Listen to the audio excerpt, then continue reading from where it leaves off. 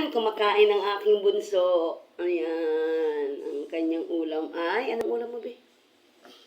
Egg. Egg. Tsaka yung kanin niya, nilagyan niya ng toyo para daw adobo. Ayan, o. Ayan, toyong may mantika para adobo. Tapos na? Tapos na?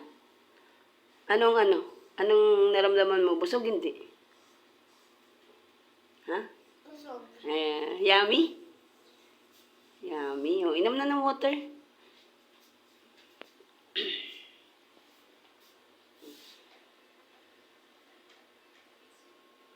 Dandahan kay mano ka ng electric pan. Walang ano yan eh.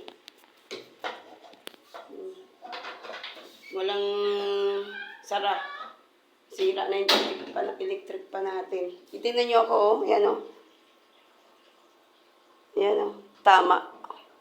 Tama nitong electric pan na to. Salbahe itong electric pan na to, eh. Ano, be? Nakakuha ka na ng water? Opo. Okay. Nung ka na kay tamain tuloy. Tamaan ka niyan. Ano? Ha?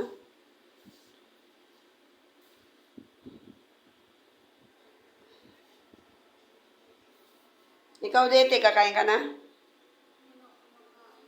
Ito yung guys, oh. Yung tama ng electric pan. Ayan. Sakit. Ito pala yung ano ng anak ko. Ito yung para sa grade 7 kong anak. Ito, yung ulam niya yan. Ganyan yung gusto niyang ulam. Tapos, tsaran! Meron kaming bulad. Tuyo ba? Yan. Lalagyan ko yan mamaya ng kamatis sa usawan. Si Roro at yung Dete niya, ganito. Ganyan. Ano ko kay para hindi mag-ano ba. Mga plastic lang yung plato namin, guys, kasi wala pa akong perang pambili ng magandang plato.